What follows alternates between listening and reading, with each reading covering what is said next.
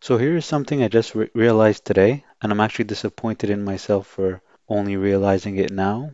Something that's going to make me like dividends even more, and maybe something that's going to make me change my approach or strategy, and maybe just focus on dividend paying stocks.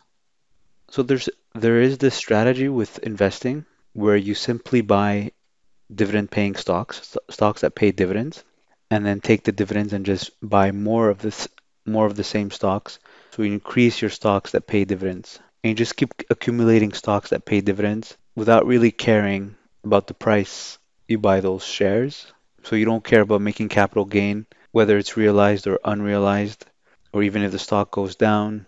All you care about is collecting those dividends and buying more stocks that pay dividends. So the problem I had with this strategy is, let's take a 10-year period, and let's say you start off with $1,000 and you pick a stock that pays 4% dividends, because on average you'll get stocks that pay dividends of 4%. Bank stocks, for example, pay dividends between 4 and 5%. So safe quality stocks will pay around 4%.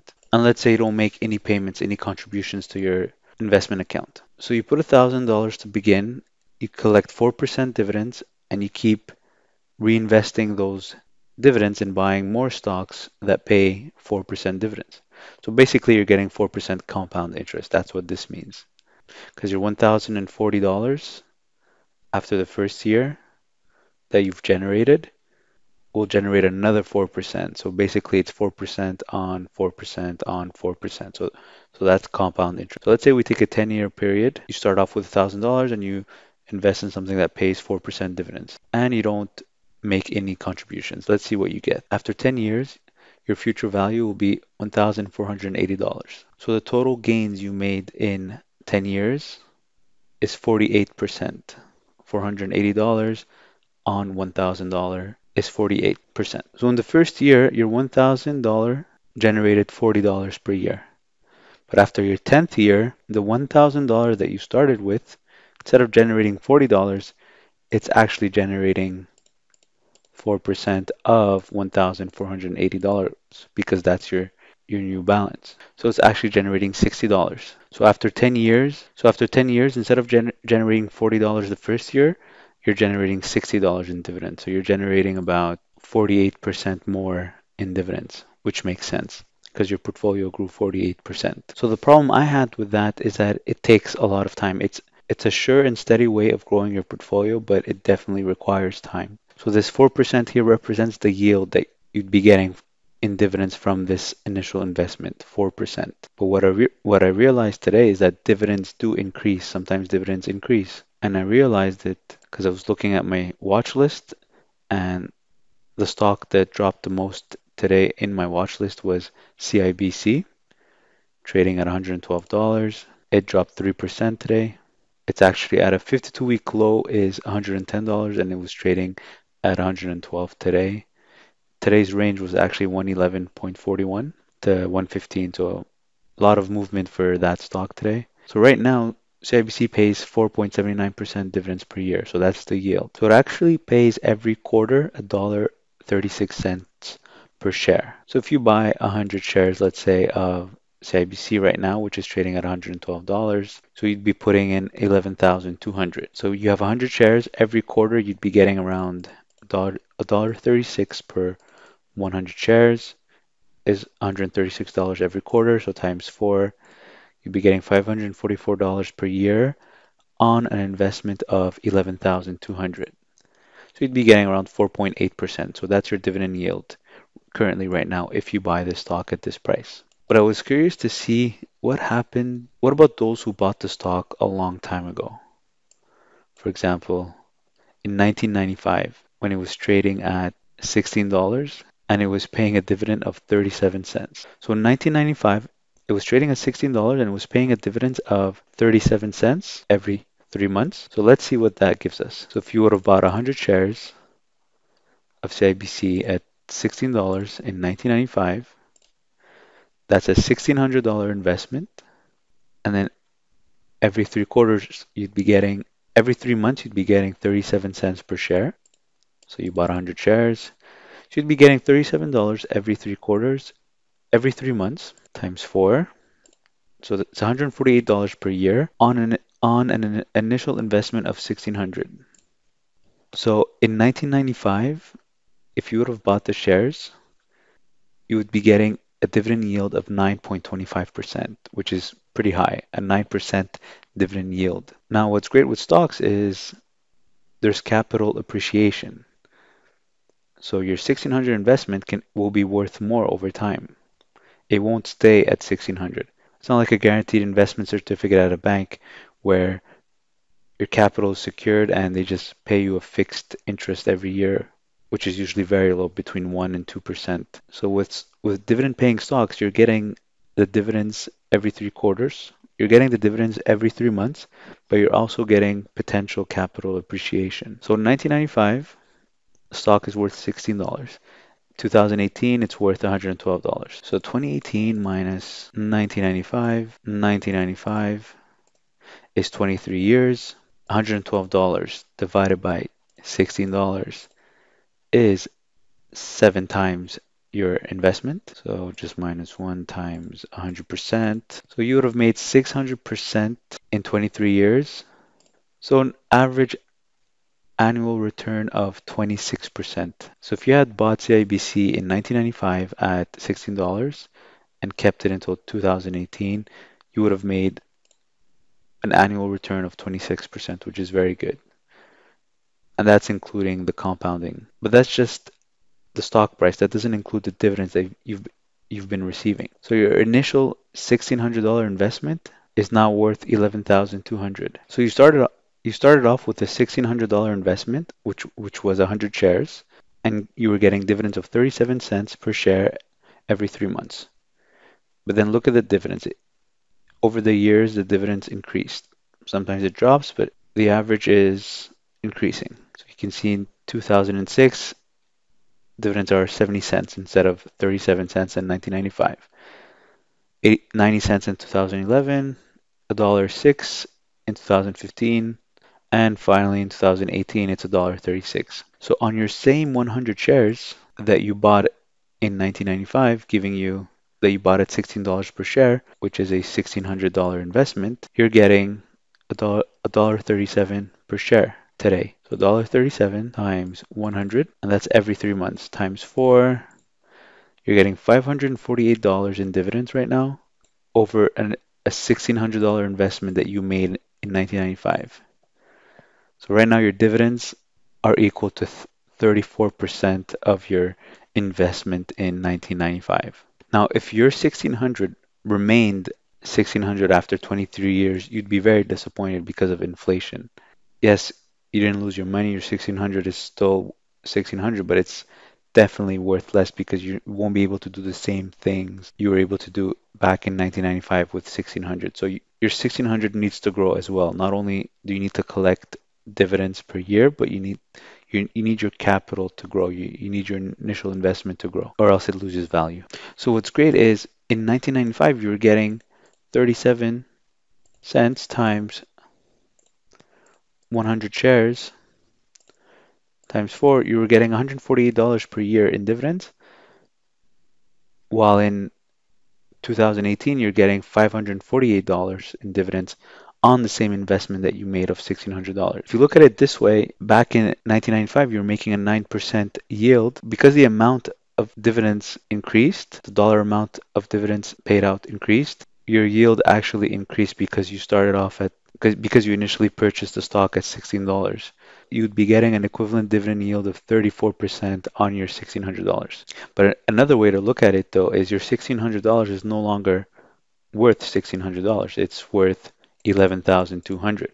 In today's money, or in today's value, your 1,600 is now worth 11,200 because that's what you're sitting on, because that's what's allowing you to collect your dividends right now is this 11,200.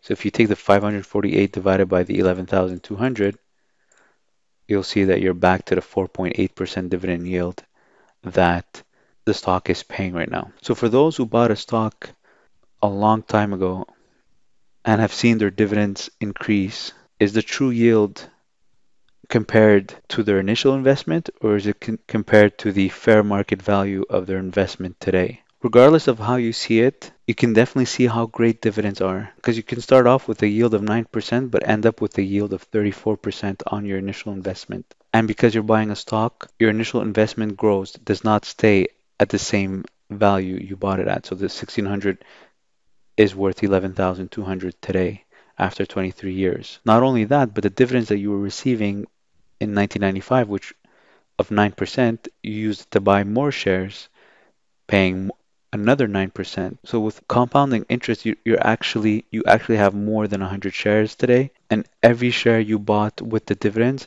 is actually paying you $1.37 per share in dividends today. So as you can see, dividends can be a very powerful thing, especially if you buy a stock that has potential to grow. So it's hard to say which strategy is best, whether it's day trading or swing trading or holding 3 to 5 years and selling to make a decent capital gain, or dividend investing, or even option trading, selling covered calls. But what I do know is dividend investing is definitely a safe way to grow your portfolio. It's very passive, does not require any effort from the investor. And if you have the luxury of time, I think you should definitely take advantage of it, because one day you could just sit back and just collect dividends on your investments and live off the dividends very easily. So if we take the example of CIBC, which was a 23-year period, let's say you started off with $1,600, which was 100 shares at $16, but the dividend yield was 9%. Your future value will be 11,600. Total interest that you gained on your $1,600 investment in 23 years is $10,000. Now, you don't know how many shares you would have after 23 years, because obviously the price of the stock goes up. So you don't know how many shares you were able to buy with the 9% dividends you were getting. So remember, this $10,000 just dividends in 23 years, but you still have to include capital appreciation, which, as we saw before, your $1,600 investment turned into 11,200. So your $1,600 investment actually became 11,600 plus 11,200. So your initial $1,600 investment in CIBC in 1995 would have been today 11,600 plus 10,000 in dividends. So you would be at 21,600 in 23 years. 21,600 divided by 1,600 is 13.5 minus 1 times 100% divided by 23 years. So you would have actually made an annual return of 54% every year since 1995 if you had bought CIBC shares and held it until 2018. And of course, 54% every year is an amazing rate of return. So you could see how powerful dividends are, especially if you hold it long term, and especially if you take advantage of compound interest by reinvesting the dividends to buy more stocks that pay dividends. And if you add to that dividends increasing, companies increasing their dividend payout, then you could see your dividend yield very high if you're patient. So yeah, I repeat, this is definitely a great strategy for those who have the luxury of time, those who start investing young and buy the right stocks. You will definitely retire comfortably living off your dividends, because this doesn't include contributing every year from your own savings to increase your portfolio to buy more stock. Now imagine if you bought CIBC shares every year from 1995 to 2018. Obviously the stock has gone up, so can't really say that you bought all the shares at $16. Eventually you would have bought some shares at 20 or 30 or 50. So if you want to calculate that, you could go to historical data in Yahoo Finance, and it will show you. You could choose the time period that you want. So let's say we want 1995 till 2018, and then we want, let's say monthly averages or monthly prices. Then we can download the data. So if you just highlight the column here, you'll get the average shown here in Excel, which is about $69. So if you had bought every year or every month since 1995 till 2018 shares of CIBC, you would have bought at an average price of 69 dollars, and today the stock is worth $112. So you would have doubled your investment, approximately 112 divided by 69. Yeah, so you would have made 62% on your investment. So your average price would have been $69, and today it's worth $112. So that's what your capital gain increase would have been worth if you had bought into the stock every month since 1995 until 2018. So now the reason I find that I'm not ready to completely focus on dividend stocks and just continue buying dividend stocks and not care about the price of the stock is because I find that if I start off with $1,000, let's say in 1995, and I buy, let's say I had bought CIBC at $16 and then sold it at $20. So I would have made 25%. So my 1,000 would become 1250. So my 1,000 would turn into 1250. And then I'd find another stock, buy it, sell it, and maybe sell it, and then maybe make 10% using the 1250 that I have right now. So if I make 10% on the 1250, that's 1375. And if I do the same thing, find another stock or maybe the same stock drop a little bit later and maybe make 15%. So now I'm at 1581. And if I just keep doing that, I could probably make the gains in maybe from 1 month to 3 months, depending on my timing, maybe even 6 months. But just to be conservative and just to compare, if I take that same $1,600 and let's say I'm able to make 3 trades per year, only 3 trades per year, where I make 10%. I think that's very conservative. So if I do that, that represents a yearly rate of return of 1.33. So 33%. So if I put 33% here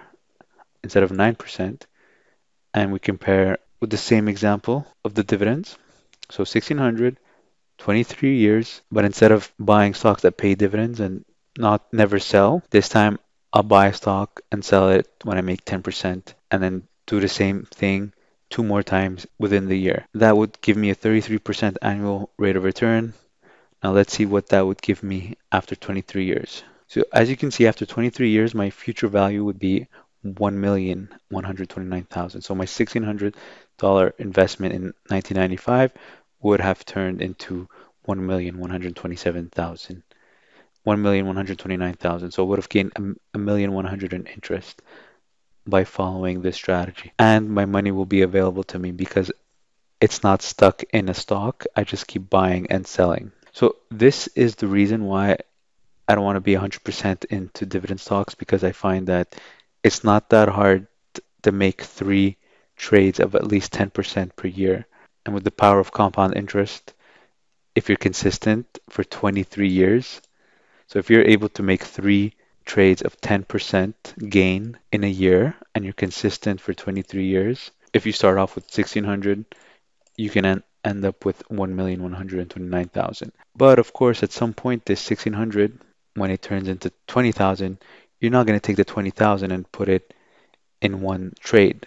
You're probably going to break it up into 4 trades, $5,000 per trade. So the hard part now is to actually make 10% on every chunk of $5,000 that you're trading and to do it 3 times. So instead of being required to do 3 trades of 10% per year, you're required to make 3 trades of 10% each trade times 4, because you separated your portfolio into 4 chunks of $5,000. You're looking to make 12 trades of 10% each per year.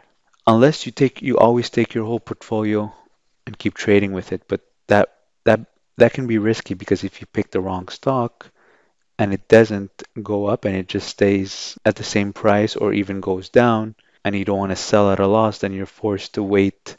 You could wait a long time before you can sell. But when you diversify, if you've made a bad trade, you can ignore it and just focus on your other trades. You don't have money stuck in one trade. You've got other cash that you can use to make positive trades. But if you always take your full portfolio and trade with it, and let's say you buy something and it drops a bit, and you decide, you know what, I'll take my loss, I'll sell, and then just I'll recover next time, it could be a dangerous game, because you might not recover. You could continue losing 2%, 2%, 2%, and that's also compounding. And then you make 10% once, or maybe 7%. So depending on the momentum, on the trend, you could be wasting time. So that's why personally I try to break up my portfolio. I don't like to put it all in one place. Just in case I make a bad trade, I'm not stuck. I still have other cash to use to make positive trades. But this is the strategy I'm going for, is to make several trades of at least 10% per trade, do it several times per year, and everything compounded. Now, in addition to that, I try to trade or buy stocks that pay dividend so that while I wait for my stock to go up, I could collect a dividend. So this is the reason why I'm not 100% convinced that buying dividend stocks only is the best way to grow your portfolio without caring about the stock of the price and never selling your stock, just keep collecting dividends. I do agree that it is very passive, does not require any effort, stress-free, and very safe and sure way to grow your portfolio, as we saw with the example of CIBC. So that's all I had for today. Stock market was pretty neutral today. Some stocks dropped, nothing major. Pizza dropped below $9, so it's getting interesting. And I think I'm gonna buy it at $8.50. Pays almost 10% dividends right now. But besides that, nothing much to talk about. Like always, if you can open an account with Questrade, use my referral code in the description below the video so you can get between $25 and $250 back depending on your deposit. If you have any questions, leave them in the comments below, any feedback. And if you enjoyed this video, please share with your friends to help support my channel. Thanks for watching.